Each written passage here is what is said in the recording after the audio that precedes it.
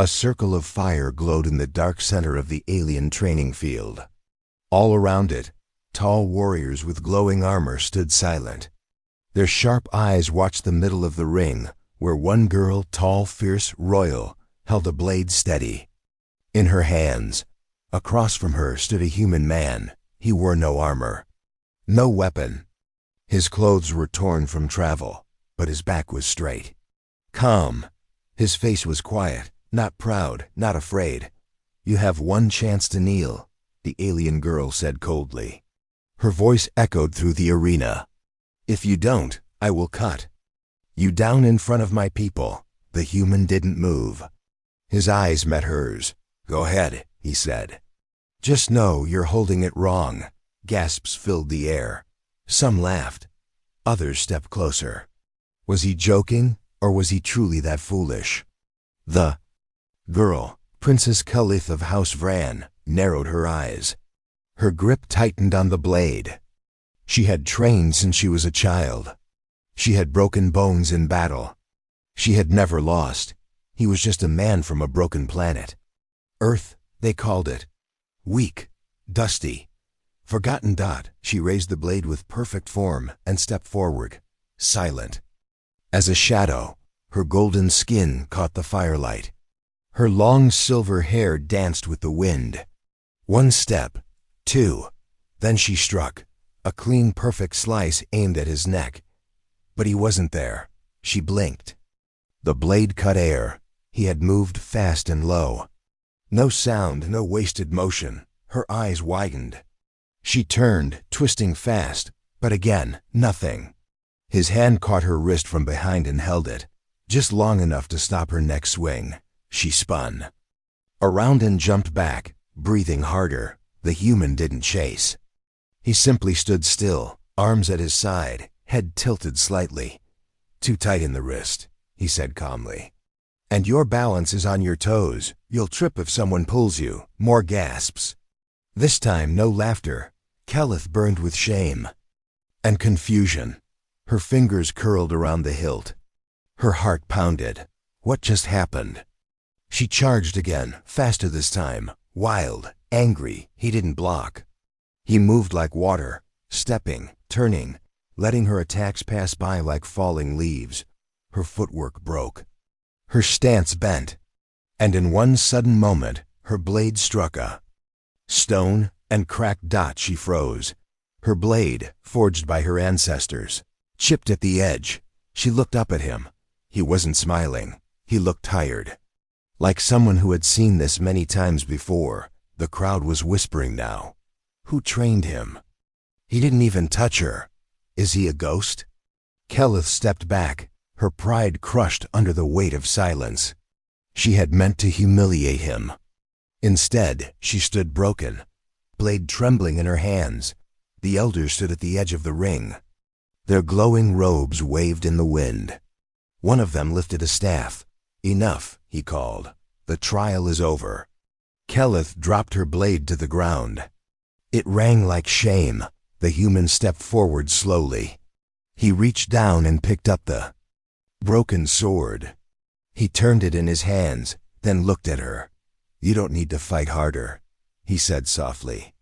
"You need to fight smarter." He laid the blade gently at her feet and walked away. She stood still, her chest rising and falling, her throat tight. She had never felt this before, this mix of rage, confusion, and something else she couldn't name. In her eyes, he was still an outsider. But for the first time, he didn't seem small. He seemed dangerous. She had never been defeated before. Not in training, not in mock war games, not even by her generals when they pushed her past her limits. But the human, the one with no armor, no weapon, no royal blood, had broken her without lifting a finger. Kelith didn't sleep that night, while the rest of the warriors feasted around the great bonfire, praising strength and mocking weakness. She sat alone on the edge of the lake. Her reflection stared back, quiet and ashamed. Her cracked blade lay beside her, untouched, too tight in the wrist. His words echoed in her mind. How dare he speak like that? Calm, sure, like he had nothing to prove. But it wasn't anger anymore. It was something colder, deeper. She had seen a truth in his eyes that frightened her. He didn't want to win. He wanted her to see, and that hurt more than any wound. She stood up and walked into the dark, where no one would follow her, where no one would hear the sound of a princess learning to fall. The next morning, he was still in the village. The human. His name was Reese. The people called him Earthborn. Some still spat when they said it. Others had grown quiet since. The trial. Reese spent his mornings sitting with the young ones, sharpening old tools, tying vines into traps, or fixing broken armor pieces with metal scraps. He never spoke of his victory. He never mocked her name, and that made it worse. Caliph watched him from a distance.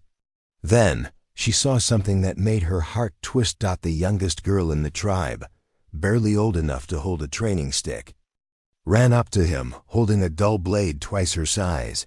"Teach me like you taught the princess." The girl giggled. Reese knelt down, smiling. He corrected her grip, gentle, slow, kind. His hand wrapped around her fingers, showing her how to hold it, not with strength, but with balance. Caliph turned away before she saw more. She walked fast, back to the riverbank.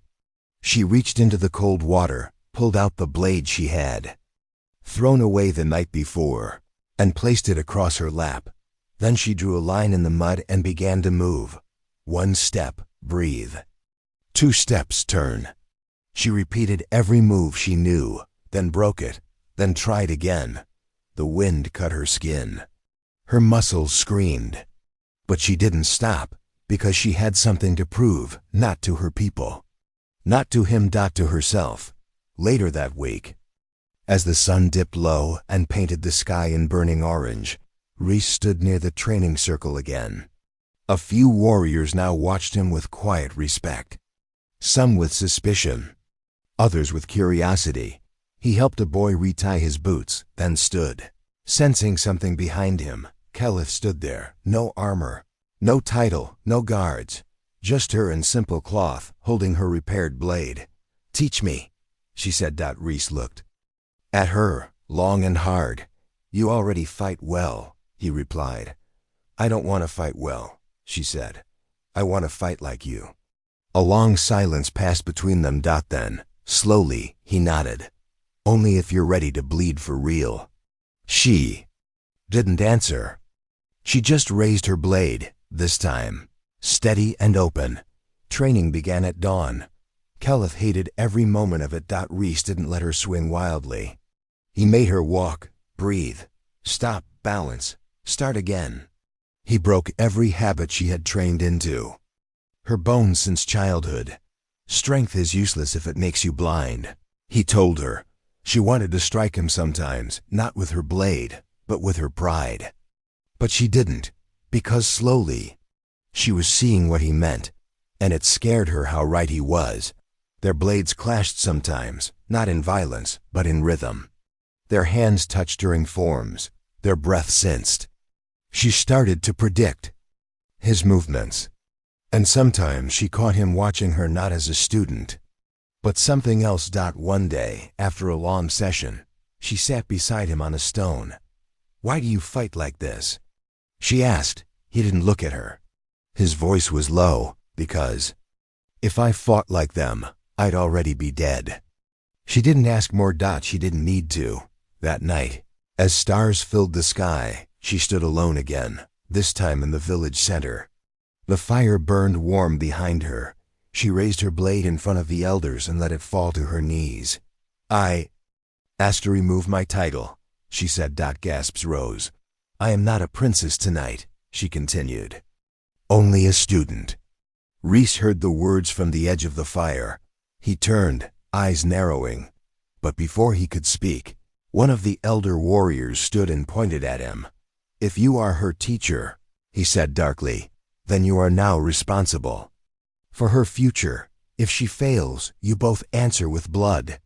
Reese didn't blink. He nodded once, but as he turned back toward Caliph, he didn't see her bow. He saw her smile, not proud, not angry, but grateful. The training circle was empty at night. No torches. No audience. No loud voices cheering for blood. Only stars above, wind across stone, and two shadows, one alien, one human, moving in silence. Kelith no longer wore her royal crest. She moved with lighter steps now, not driven by pride or anger, but something slower, steady, something that stayed even when her blade was lowered. Reese stood across from her, relaxed, arms folded. Again, he said. She nodded. Her blade flashed toward him, a smooth arc, no wasted motion. He stepped to the side, barely moving, but this time she adjusted. Her foot pivoted, hand twisting, edge tilted just right. His hand caught hers, gently, and stopped the blade before it reached his neck. Heartbeat passed between them. Then he let go. She stepped back, breath uneven. "You're starting to listen," Reese said. Kelith sheathed the blade. "I'm starting to hear things I never noticed before." He raised an eyebrow. "My feet, my breathing, the way the wind moves around my skin. I was deaf before," she said. "Now I hear everything." Reese said nothing, but his eyes showed something she had never seen before. Pride. The next morning, her people noticed the change. Kelith moved through the village like a different person. She helped lift water jugs for the elders. She carried firewood. She smiled at the children who once feared her. When one of the younger warriors lost control of his training spear and cut his own hand, she was the first to bind it, without saying a word. Her father, the high commander, watched from above. "She is softening," he said, his voice cold. The advisor beside him nodded. "Or perhaps, learning." The commander's face turned to stone. "We are warriors, not listeners. If that human breaks her, I will break him." Later that day, Kelith found Reese near the edge of the mountain ridge. He was sitting on a flat rock, sharpening an old, bent piece of metal. It didn't look like a weapon, more like a memory. "Was that yours?" she asked.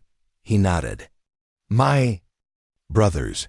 Kelith sat beside him. "Where is he?" Reese didn't look up. "Buried with the others when our city fell." She didn't ask how or why. The silence between them said enough. After a while, she whispered, "What did he fight for?" Reese smiled, sad, soft. "For me." The training changed after that. They stopped using blades.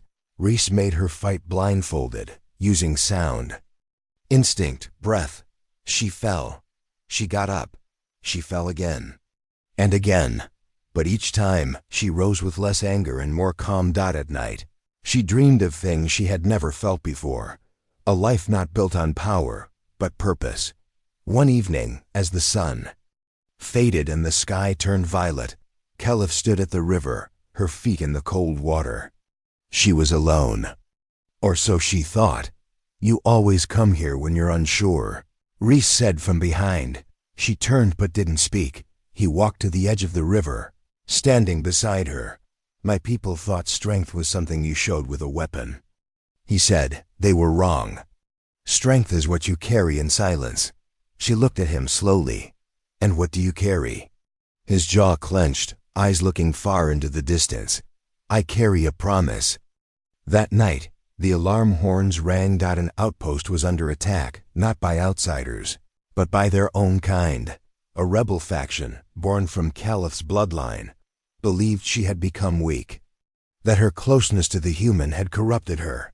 They wanted her removed, silenced, erased. The council gathered in anger. The commander slammed his fist into the table. "She will answer for this, and the human will no longer stay in this tribe." Kelith entered without knocking. "I will go to the outpost," she said. "Alone." "You are not ready," her father barked.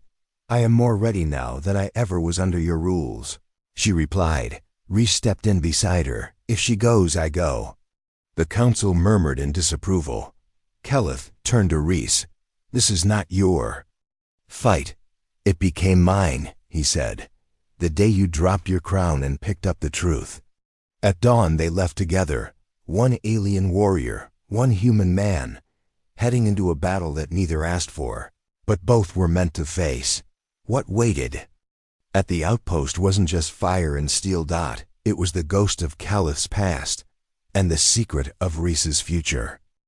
The sun had not yet risen when they reached the edge of the broken outpost. Smoke curled into the pale sky. The buildings were torn open.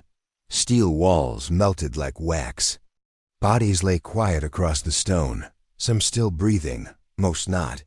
Calith knelt beside one of the fallen guards. Her jaw tightened.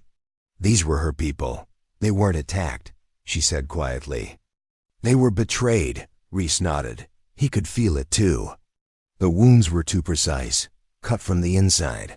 Before either could move, a low whistle sliced through the air. Calith spun, too slow. A blade struck her side, deep and fast, coated in black-green poison. Her body jolted as she stumbled back. Rhys moved instantly. His hand caught the second blade before it reached him. One motion, swift, final, and the attacker collapsed. Calith gasped, falling to one knee. Her armor hissed as the venom ate into it. Calith. Rhys grabbed her before she hit the ground. I'm fine, she tried to say, but her lips trembled and her eyes began to dim. He looked at the wound. It was already turning black. No, you're not. Rhys didn't run. He carried her. Through forest paths lit by cold morning light, he moved fast, cradling her close. Her blood soaked into his shirt. Her breath was shallow.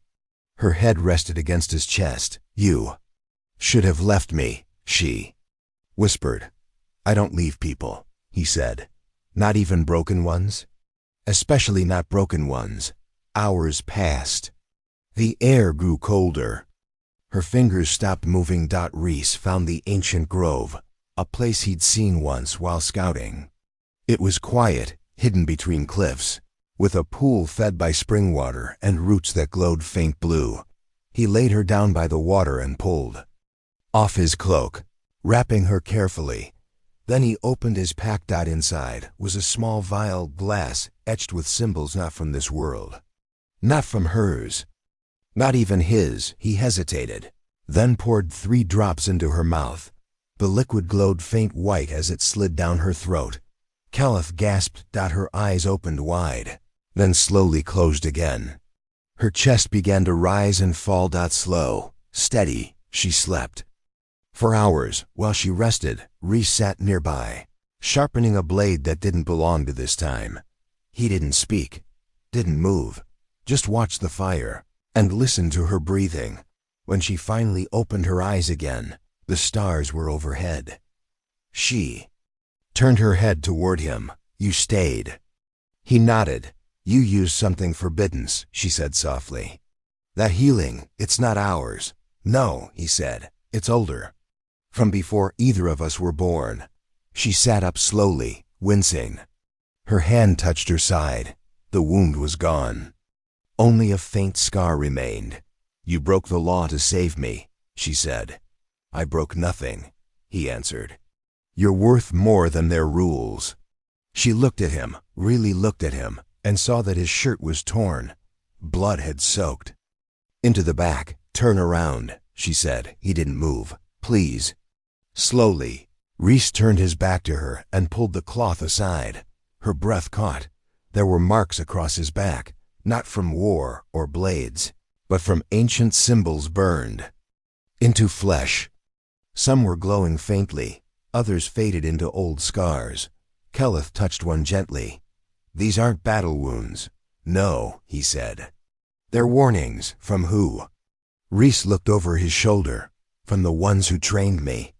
Calith sat in silence. She had thought she knew war. She had thought she knew pain. But this man had carried something deeper than either. He didn't just fight battles. He carried legacies. He didn't just teach her how to fight. He taught her how to survive. Later, as the fire burned low and the moon rose higher, Calith leaned closer to him. Why are you really here, Rhys? He didn't answer right away. I came to test this world, he finally said.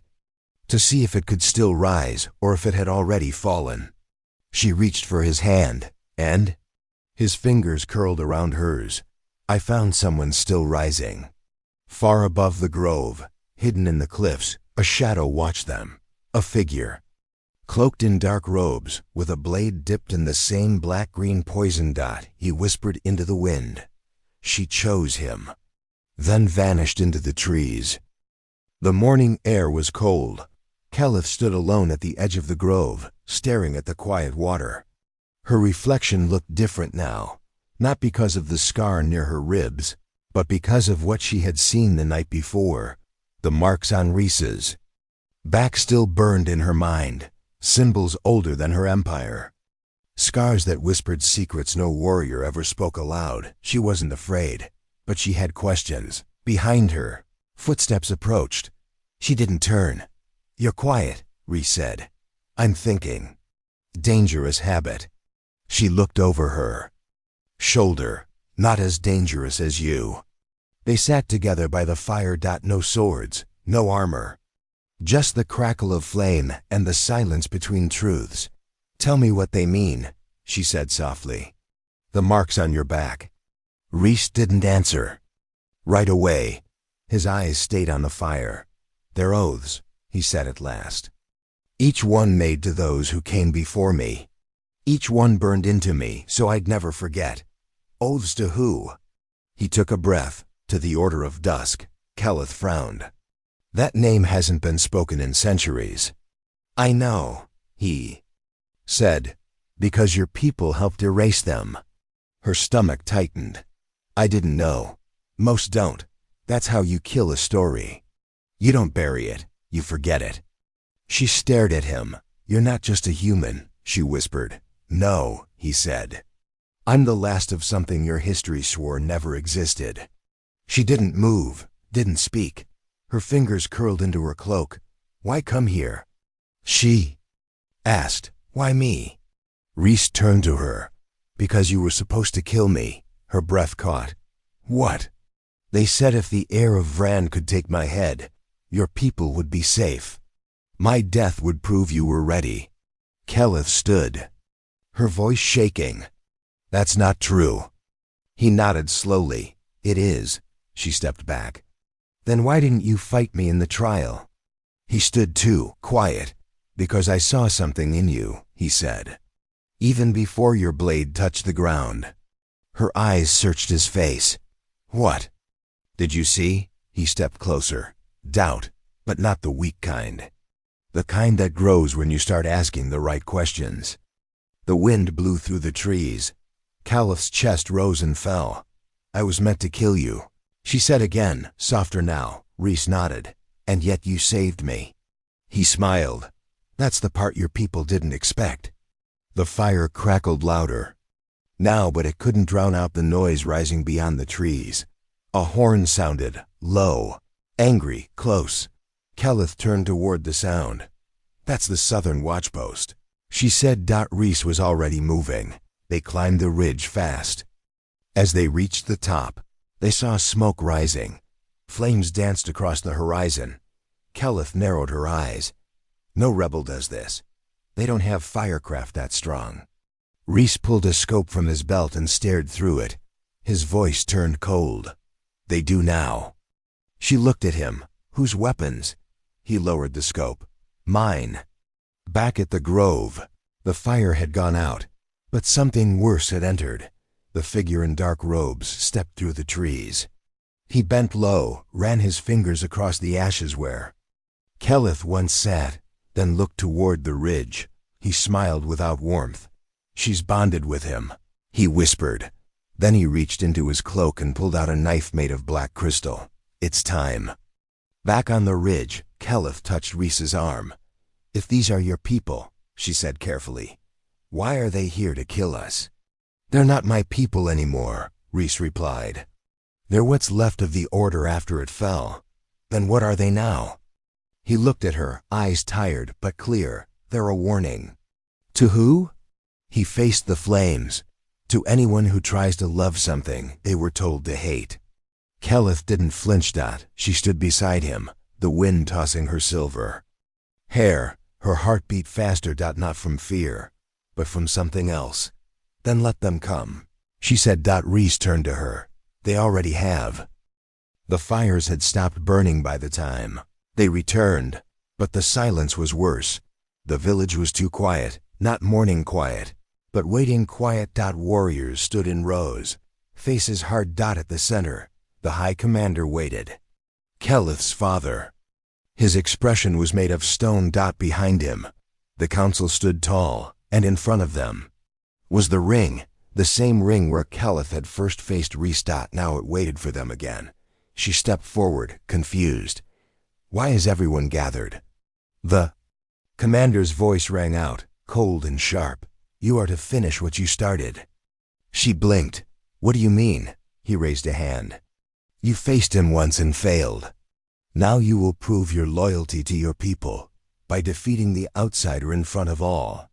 Keleth turned to Reese. Her heart sank. This was no challenge. This was an execution. You can't be serious, she said. I am more than serious, her father answered. You carry poison in your blood now. You survived an attack that should have killed you because of him. The people talk. They say, you're not one of us anymore. I'm alive because of him, she shouted. And now you will prove it wasn't weakness. Keleth turned to Reese. We don't have to do this.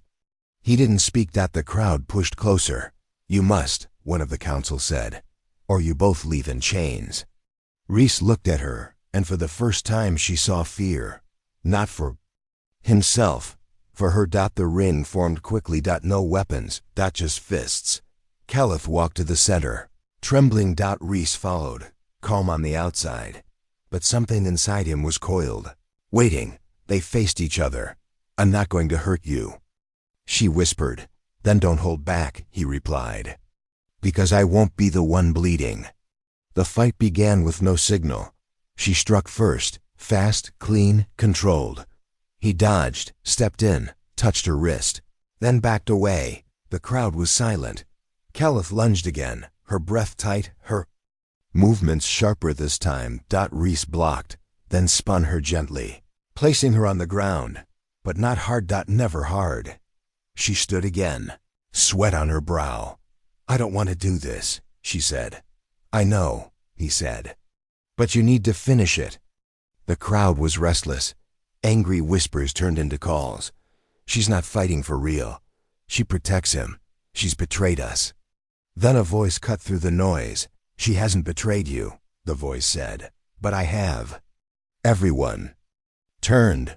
A man in dark robes stepped into the ring. The stranger from the forest. Keleth stepped back. Reese froze. I warned you, the man said to Reese. If you bonded with one of them, I'd come for her.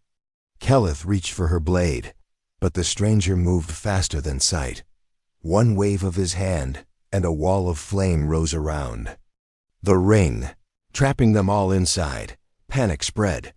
The guards rushed forward but were thrown back by a pulse of dark energy. The man raised a black crystal blade. She carries your mark now, he said to Reese. She bleeds your strength. And for that, she dies. He moved toward her, fast, deadly, certain. But before he reached her, Reese stepped in. The blade cut deep across Reese's chest, and his blood hit the dirt. It hissed, glowing silver. Keleth screamed, catching Reese before he fell. The stranger stepped back, shocked. You weren't supposed to unlock it, he said. Reese looked up, his voice steady. I didn't. She did. And then it happened. The symbols on his back lit up, one by one, like stars igniting in the night sky. Wind roared through the ring. Stone cracked beneath his feet. The flames turned blue, then vanished. Everyone stared, frozen, even the High Commander. Reese stood, blood dripping from his chest, but his eyes shining bright with something no one could name. The stranger tried to run. Too late. Reese raised a single hand. The earth bent. The sky screamed, and the man was gone. Just ash in the wind. Silence. Then chaos. The council shouted. The guards surrounded Reese. Keleth stood in front of him. No, she said. You'll have to get through me. Her father stepped forward. Move aside. She raised her chin. I'm not your weapon anymore. The old world shattered that night, not with war, but with choice. Keleth chose him, and Rhys had chosen her long before the blade ever touched his skin. Rhys was slipping. His blood, silver and glowing, soaked into the stone beneath him. His breaths were slow now, each one harder than the last. Keleth knelt beside him in the quiet ring, her knees on the same dirt where they had once fought. He didn't look like a warrior now. He looked like someone who had finally stopped running. Stay with me, she whispered, pressing her hand against his wound. He smiled weakly. You're shaking, because you're dying. Rhys's eyes were soft. I've died before, just not like this. She blinked fast, her voice cracking. Don't say that. He lifted his hand slowly and touched her face, wiping away the tear that had escaped her control. You never held your blade wrong, he said. You just never knew what you were protecting. The village stood, silent around them. No one moved. Not the guards, not the council, not even her father. Something had shifted, not just in Rhys, but in Keleth. She was no longer a warrior, no longer just a daughter of command. She was something else now, someone who had chosen. She looked up. This man saved your lives, she said aloud. He protected this world, not just from rebels, not just from fire, but from your fear. Some of the elders lowered their heads. Her father did. Not. You still think this was the right path? He asked, voice hollow. Keleth stood, slow and steady. Her hands were red with blood, not just Rhys's, but her own. I do. The High Commander stepped forward. You choose him, he said, eyes narrowed. I choose truth, she answered. And he carries more truth in one scar than all your years of command. She turned back to Rhys.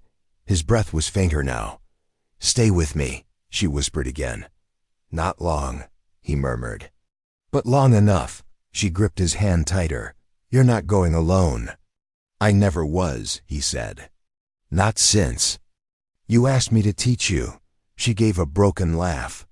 You never answered my last question. He looked at her through half-lidded eyes. What question? She leaned close. What did you see in me, that day in the arena? Rhys's lips barely moved. I saw someone who didn't want to win, just wanted to be seen. Her chest tightened. Then he coughed once, sharp. The symbols on his back began to glow again, but this time brighter, more alive than ever before. Keleth's eyes widened. Rhys, he gripped her hand, and suddenly, light, not burning, not violent, warm, quiet, deep. It flowed from him into her. Through her, she felt it, not power, but memory, his childhood, his training, the pain, the silence, the moment he left everything behind, just to find something worth protecting. And in that final heartbeat, he had chosen her. When the light faded, Rhys lay still, but peaceful, like a warrior who had finally come home. Keleth sat beside him, eyes wet but clear. She looked down at the blade he had once trained her with, now resting in her lap. Then she stood, slow, strong. She turned to the council. The guards, her people.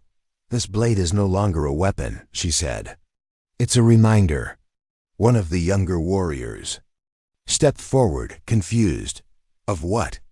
Keleth looked down at it and whispered, with a smile, that I was holding it wrong.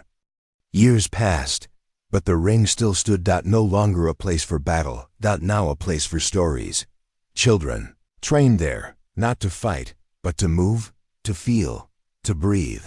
And sometimes, they whispered about the day the human taught the warrior princess how to see. Some say she still walks the edge of the grove at dusk, her hair silver in the wind, her blade at her side, waiting. Not for war, but for someone brave enough to ask her one last question.